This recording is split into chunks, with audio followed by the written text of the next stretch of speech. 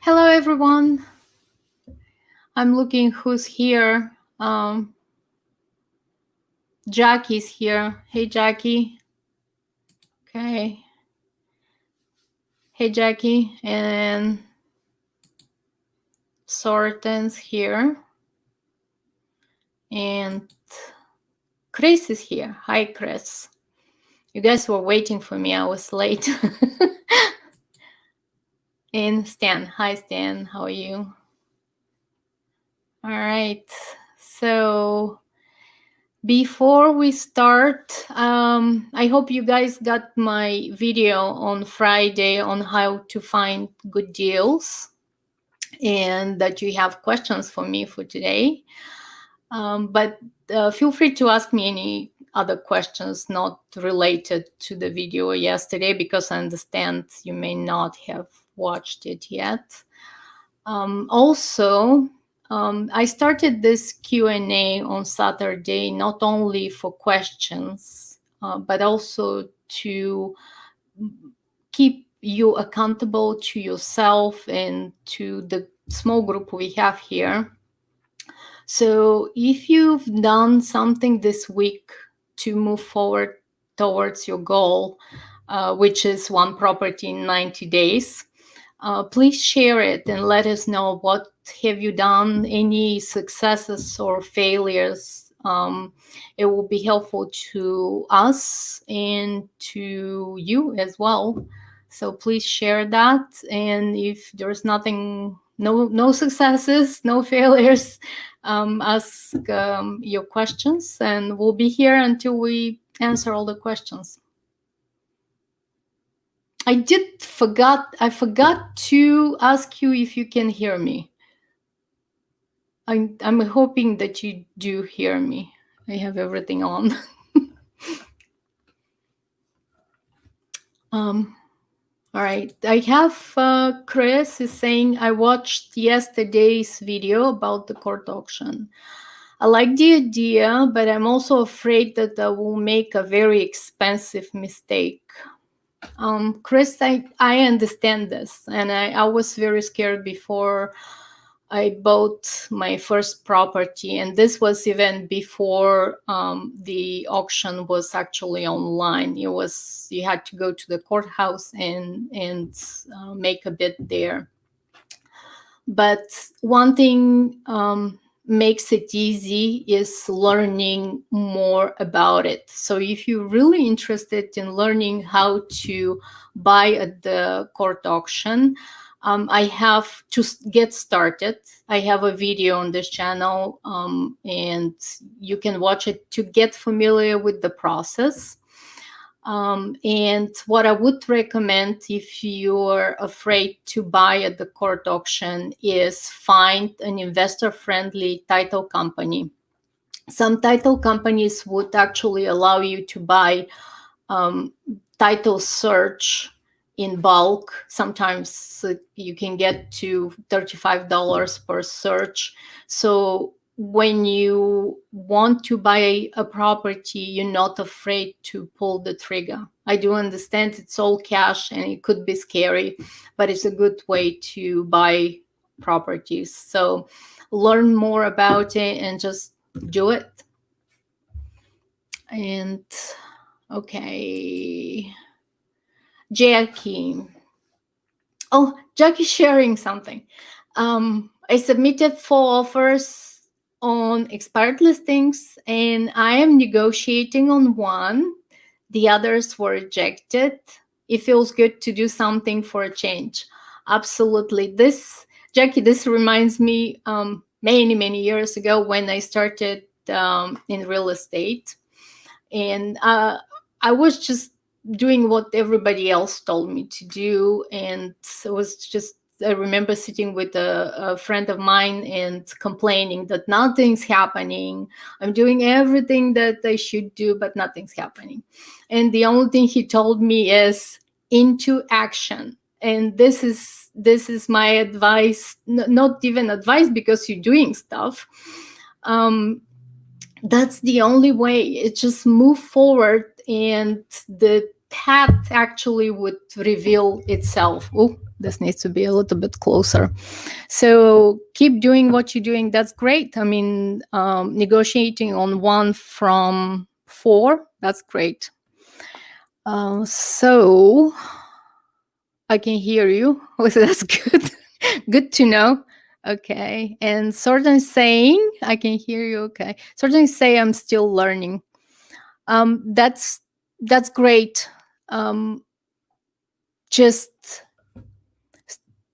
give yourself a deadline when you will stop learning and it will start moving into action. Just tell yourself, like, I have this maybe a month to keep learning the things that just watch this channel will all of the videos that I'm going to release are going to be very practical things that once you watch all the videos, you will be a lot more comfortable to move forward in get into action. Okay. Well, he doesn't. Also, a question for Sorten: how to calculate if a rental property is worth it? Okay. Well, the best way is to use a rental calculator. We have one on our website, and I'll share it with you. It's free, and there are many others. But also, there is a rule of thumb of the 1% rule, and what that means is your monthly rental. The price that you pay for for a property should be equal to 1%. Actually, no. Your monthly rent should be 1% of the purchase price. This means if you are going to purchase a property that costs $200,000, you should not be paying more than your rent that you should be receiving should be no less than $2,000. So that's a good rule of thumb. But if you want to be more accurate, just use a rental calculator. Okay. Jackie is asking how to find a realtor who specializes in investment properties. A good way to do that is to ask them if they own properties and how many properties they own. Because if they do, they know exactly what you want and what you are after. That's probably the best way. Another way is to go to redfinrealtor.com, other websites, and find the realtors that are working with bank-owned properties, short sales. I mean, not working with one, but have many listings, and develop relationship with those people because they might be able to give you deals as well. Chris, I'm interested in the tax foreclosure prevention program. How exactly can I team with the lender and create a program? Okay. So this was, if you evidently you watched the video, this is if you have time and money. Because doing a program means you have to find the lender, a hard money lender who works with owner-occupied properties, and work with them to create a program that will help these homeowners who are in danger of being foreclosed because they're behind on their taxes. The reason this works, why would this be helpful to you as a buyer, is because not all homeowners would be qualified. And then you can offer them an option to buy their property. The reason this works very well is because you become a partner and you solve a problem for them. So they're much more likely to call you rather than call the many people who send them letters and postcards and text them, do you want to sell a property? you want to position yourself as a partner and a problem solver.